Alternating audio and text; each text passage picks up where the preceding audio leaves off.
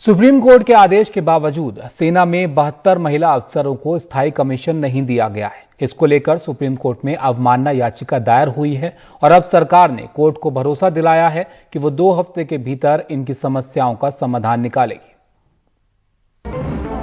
25 मार्च 2021 को सेना के 72 महिला अफसरों के लिए उम्मीद की बड़ी रोशनी पैदा हुई। उस दिन सुप्रीम कोर्ट ने कहा कि सेना इन्हें 2 महीने के भीतर अस्थायी कमीशन दे। 1 महीने बाद प्रमोशन की भी बात थी, लेकिन इस आदेश पर अमल नहीं हुआ। 10 अगस्त को महिलाओं ने फिर सेना और रक्षा मंत्रालय को कानूनी नोटिस भेजा। उसका भी जवाब न मिलने पर इन्होंने सुप्रीम कोर्ट का दरवाजा फिर से खटखटाया है।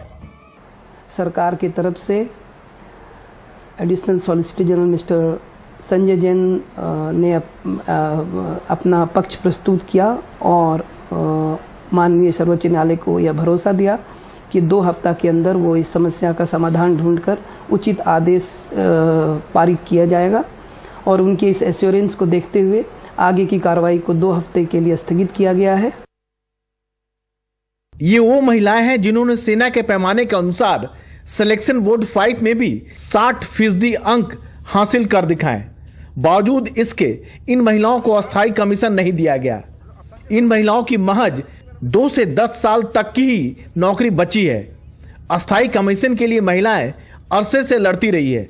2010 में दिल्ली हाईकोर्ट ने इन्हें अस्थायी कमीशन देने की बात कही थी।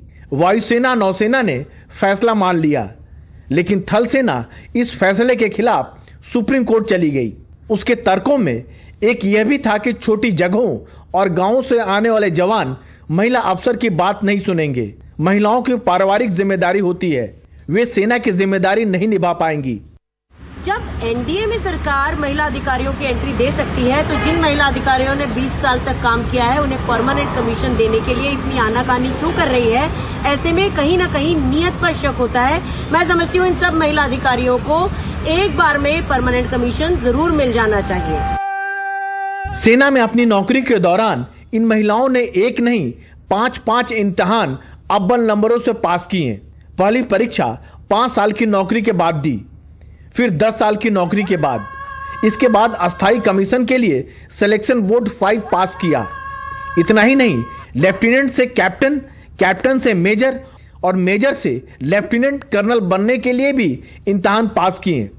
इसके बावजूद इन महिलाओं को लेफ्टिनेंट कर्नल पद पर टाइम स्केल प्रमोशन दिया गया, जबकि इनके साथ के पुरुष साथी को 3 साल पहले ही कर्नल रैंक मिल गया।